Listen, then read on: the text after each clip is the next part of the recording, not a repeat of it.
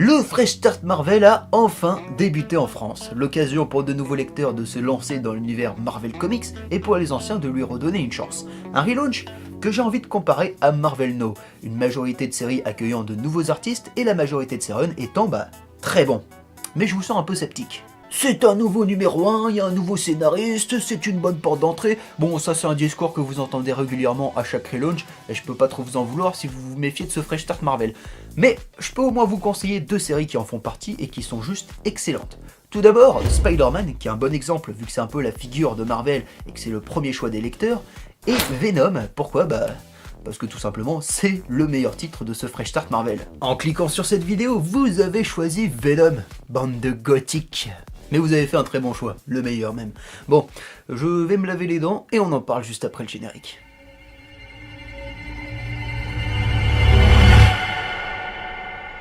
Je vais vous faire un aveu, je ne suis pas fan de Venom.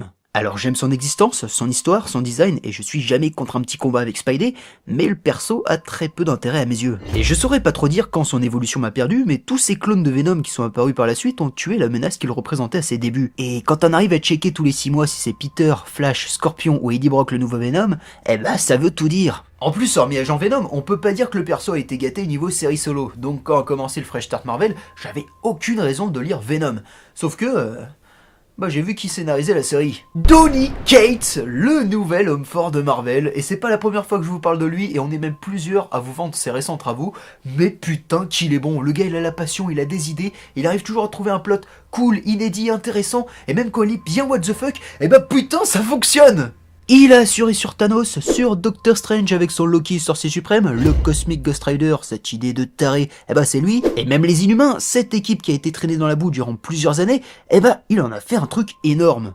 Bon, il les a quasi tous tués, mais c'était énorme. Et dans Venom, c'est la même chose, avec un pitch plutôt simple. Le symbiote d'Eddie est devenu fou. Il cauchemarde, il parle une autre langue, et dans un moment de folie, il finit même par prendre le contrôle et s'attaquer à des civils. Heureusement, un mystérieux vétéran l'assomme et va apporter des réponses qui vont totalement changer ce qu'on savait du passé des symbiotes. Malheureusement, Eddie n'aura pas le temps de digérer ces infos qu'une nouvelle menace apparaît. Knull, le dieu des symbiotes. Alors moi aussi sur le papier je trouvais ça complètement con dans les délires des fils et filles de Venom qu'on a eu dans les années 90, sauf que Donny Cates réussit à rendre ça acceptable via une technique que trop peu de scénaristes utilisent aujourd'hui. L'exploitation de l'univers Marvel. Alors tu vas voir, c'est un peu compliqué comme idée, mais tu vas vite comprendre.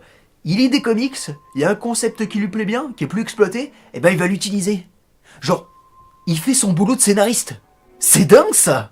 Et dans l'exemple de Knull, sans trop spoiler, il va justifier son existence via un élément qui n'a pas été développé au début du run de Thor de Jason Aaron, du moins, je crois. Bref, Knull sort pas de nulle part, ce qui rend l'histoire plus organique, et ça fait plaisir à la continuité. T'ajoutes à ça que l'histoire est vachement prenante et ultra rythmée. Quand tu finis sur un énorme cliffhanger, le chapitre suivant commencera direct sur une scène forte, quitte à user d'une mini-ellipse. Donc si on te tease un affrontement entre deux persos, tu vas pas passer tout le numéro suivant à voir comment ils vont se rencontrer et se mettre sur la gueule. Non, tu commences direct par les premiers uppercuts. Parce que dans Venom, on n'est pas là pour rigoler, et ça, vous l'avez compris rien qu'au dessin de Ryan Stegman, qui n'a jamais été aussi bon, même sur Superior Spider-Man. Il illustre parfaitement l'ambiance du récit de Donny Cates, oppressante et désespérée, et il excelle encore plus dans le troisième arc en cours en VO, qui revient sur les origines de Brock. Ce qui est intéressant de noter, c'est que Cates est habitué à faire des runs assez courts, mais là, sur Venom, il a l'air bien parti pour rester un bon moment. On sent qu'il a un plan, qu'il a une réelle envie de redéfinir Eddie et le symbiote, les faire évoluer comme les briser. Actuellement en VO, on est au troisième arc et on a déjà exploré différentes facettes des persos et Donny Cates a déjà bien préparé la suite de son run. Alors il y a des idées assez attendues comme spoiler, Carnage qui va finir par revenir, mais aussi des trucs un peu plus what the fuck, comme l'identité du bad guy du deuxième arc, qui sort vraiment de nulle part, mais qui a grave le potentiel d'être une némésis redoutable pour Venom. En clair, Venom est une série totalement maîtrisée par son équipe créative qui revient aux bases et recrée la hype par sa compréhension du personnage. Et c'est toujours un peu sur le cul que je vous annonce que Venom est ma série préférée de ce Fresh Start Marvel, et j'espère que ce sera la vôtre aussi. Pour le moment, vous pouvez suivre la série dans le kiosque Venom, mais j'espère que Panini va très vite rééditer la série en librairie, et rapidement. Ce serait pas mal que comme Urban, à chaque fois qu'un arc se termine en kiosque, on ait le tome, hein. Mais bon, je dis ça, les chances qu'il mate cette vidéo sont quasi nulles. Mais sait-on jamais. Lisez Venom, vive Donny Cates, la bise, à la prochaine, topette! Ouais, je plagie.